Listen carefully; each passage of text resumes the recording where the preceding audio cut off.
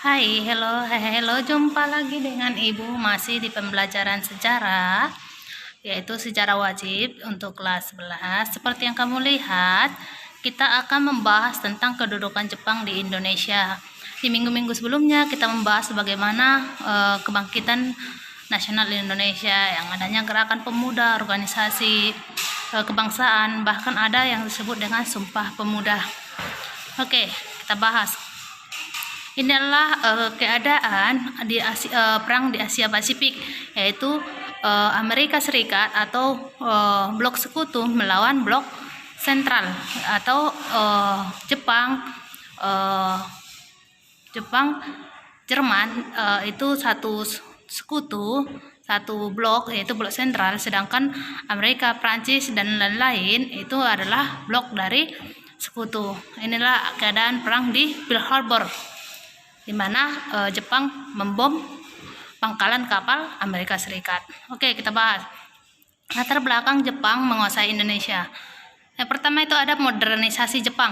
Awalnya Jepang itu menganut yang sistem isolasi atau menutup diri atau tidak menerima perbaruan dari luar. Mereka hanya menggunakan ilmu-ilmu di dalam, mereka tidak terbuka, yang menutup diri dari pengaruh bangsa-bangsa luarnya, ya, yang Ibu jelaskan tadi. Namun pada tahun 1854, Komodor Matthew Perry dari Amerika Serikat berhasil meyakinkan penguasaan Jepang ketika itu untuk menyetujui perjanjian Shimoda. Jepang kemudian menjadi negara terbuka. Di pelabuhan-pelabuhan di Jepang terbuka bagai perdagangan internasional. Mereka sudah mulai membuka hubungan dagang dengan negara-negara di luar.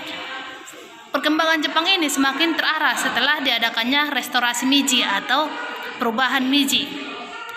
Beberapa bidang yang mencakup dalam pergerakan perbaruan antara lain bidang militer, pendidikan, perdagangan, dan industri. Mereka mulai melakukan perbaruan di bidang militer. Mereka sudah membentuk tentara-tentara yang sudah menggunakan alat-alat yang lebih maju dan lebih canggih. Pendidikan pun sudah mulai ditingkatkan, dan perdagangan bahkan industri. Selanjutnya, faktor-faktor yang mendorong Jepang menjadi negara imperialis. Yang pertama, wilayah Jepang yang sempit dan miskin sumber daya alam. Jadi menyebabkan mereka melakukan ekspansi atau perjalanan. Yang pertama, mereka itu menguasai Cina dan juga Teluk kalau sekarang Korea, itu karena mereka sedikit sumber daya alamnya. Mereka mencari bahan baku untuk bahan industri.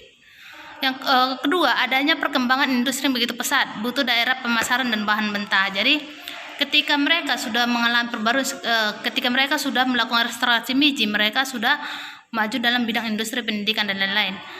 Ketika industri mereka sudah berkembang dengan pesat, mereka butuh daerah yang namanya pemasaran atau menjual hasil industrinya, dan juga mereka butuh daerah untuk menghasilkan bahan mentah industri. Baru selanjutnya adanya pertambahan penduduk yang cepat. Baru selanjutnya ada pembatasan migrasi Jepang yang dilakukan oleh negara-negara barat. Jadi orang-orang Jepang itu tidak begitu leluasa masuk ke negara barat, sehingga mereka memperluas daerah-daerah ke arah timur atau ke arah Asia Tenggara. Selanjutnya, pengaruh ajaran Shinto tentang Heiko Hichu, dunia sebagai keluarga, di mana Jepang terpanggil untuk memimpin bangsa-bangsa di dunia, khususnya Asia Pasifik. Jadi Heiko Hichu ini adalah ajaran di mana mereka bisa dunia sebagai keluarga. Mereka menganggap bahwa ketika mereka bisa mengembangkan sayap, mereka akan menguasai dunia. Mereka mulai beringinan untuk memimpin bangsa-bangsa dunia, khususnya di Asia Pasifik. Makanya nanti ada di Perang Dunia Kedua, Jepang itu salah satu negara yang sangat berpengaruh di Asia Pasifik, seperti itu. Mereka lah yang pertama kali nanti membom Pearl Harbor atau pangkalan kapal orang Amerika. Selanjutnya, faktor yang menarik Jepang untuk melakukan politik ekspansi ke Indonesia. Apa sih faktor Jepang yang membuat mereka tertarik ke Indonesia? Pertama, Indonesia merupakan wilayah yang kaya dan akan sumber daya alam yang sangat dibutuhkan bagi kelangsungan industri Jepang, seperti batu bara, biji besi dan lain-lain, bahkan emas itu banyak dihasilkan di Indonesia. Makanya mereka sangat tertarik datang ke Indonesia. Yang kedua, Indonesia memiliki jumlah penduduk yang sangat banyak sehingga sangat berpotensi bagi Jepang untuk memasarkan hasil produk industrinya. Kita ketahui Indonesia adalah negara yang sangat besar. Bahkan dari dulu Indonesia itu sangat padat penduduknya, sehingga ketika Jepang sudah mengalami revolusi industri atau sudah industrinya sudah berkembang dengan pesat, mereka melihat Indonesia bahwa Indonesia itu cocok untuk negara pemasaran hasil industri karena Indonesia sangat banyak penduduknya, seperti itu. Baru yang ketiga, keinginan untuk menggantikan pengaruh dan dominasi negara-negara barat. Salah satu nanti kita bahas, orang Jepang itu nanti untuk menarik perhatian Indonesia itu ada namanya gerakan 3A, Nippon Cahaya Asia, Nippon Sahabat Asia, seperti itu dan lain-lain. Itu mungkin kita bahas minggu depan. Itu adalah semboyan yang dilakukan Jepang untuk menarik simpati Indonesia supaya Indonesia menerima kedatangan Jepang di Indonesia, seperti itu. Jepang ini ingin menggantikan dominasi karena Jepang berkeinginan ingin memimpin Asia Pasifik, seperti itu. Selanjutnya masuknya Jepang ke Indonesia. Jepang berhasil menghancurkan Pearl Harbor, kemudian mengarah pasukannya ke selatan di sekitar Laut Pasifik atau Samudra Pasifik. Jepang membagi angkatan perangnya menjadi dua kelompok. Yang pertama, angkatan darat atau Rikugun, itu bergerak dari Indochina untuk merebut Malaysia, Singapura, Pulau Luzon atau Filipina, Myanmar, dan Sumatera, dipimpin Jenderal Yamashita. Operasi penyerangan disebut dengan Operasi Gurita, berhasil menghancurkan kapal Inggris yang bernama Prince of Wales dan Repulse. Jadi angkatan Jepang yang pertama ini atau Rikugun ini itu langsung membendung dari Indochina, kalau tahu laut selatan Cina, sampai Filipina, Singapura, Myanmar. Mereka mengepung dari arah bagian selatan. Selanjutnya ada angkatan laut Jepang atau Kaigun, bergerak dari Pulau Hawaii, Mindanao, Filipina, Kalimantan, Sulawesi, Ambon, dan Papua.